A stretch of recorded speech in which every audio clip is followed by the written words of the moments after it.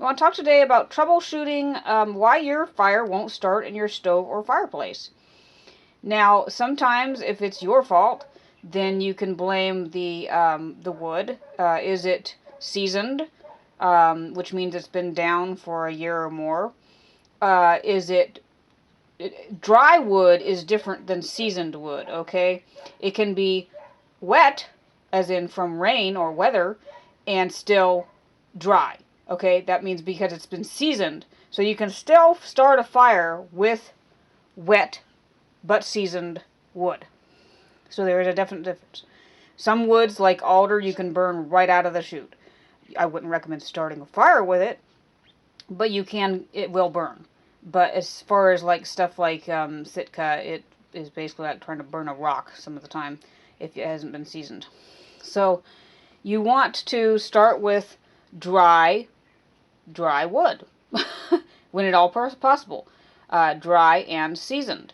And you want to start with 3 pieces. You want to start with a wedge in the center. If you have a flat piece, it doesn't like to light. You want to start with proper lighting material, i.e., newspaper, what have you. You can lots of things work for fire starter, okay?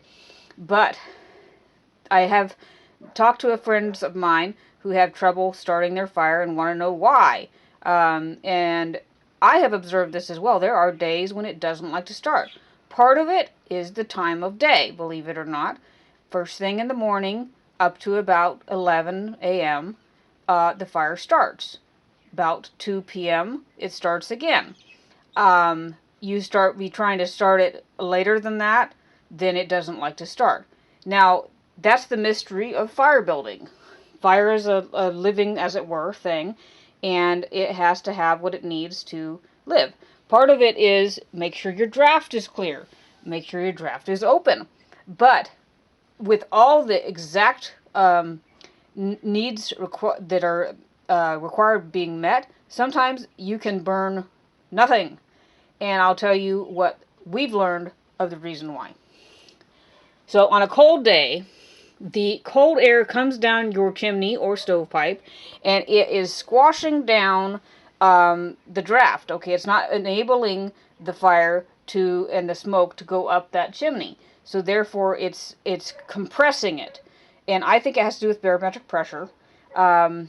So that is why oftentimes it won't start. So once the air warms up the chimney or the stovepipe, then it will start. Now, you can kind of do things to coax it, like monitoring time of day. And also, you can use varying fire starters that are longer lasting with the flame until the wood catches. But by and large, if you follow those few simple things, then you will almost always get a fire to start. But this has been a problem in the Pacific Northwest for a long, long time. And it's just something that we have to deal with. And I find that there's a few things you can put in your fire that will almost always go. Cotton is one. Little cotton balls or whatever. Wool is one. It catches light pretty good. And it burns a little bit longer. Whereas, like your paper, it burns up and is gone. Cardboard is another one. You want to stay away from the lumbers and stuff like that. Lumber will almost always burn, but lumber is not real good, especially if it's treated for putting out into the environment. So basically, you want to stay with your firewoods and make sure your starter. Cedar kindling, of course, is going to extend the life of the starter you have as well, and that's going to help you get it going. I actually have been starting it with no kindling for years, because we just don't have any right now. So this is the way it goes. You have whatever comes in on the beach.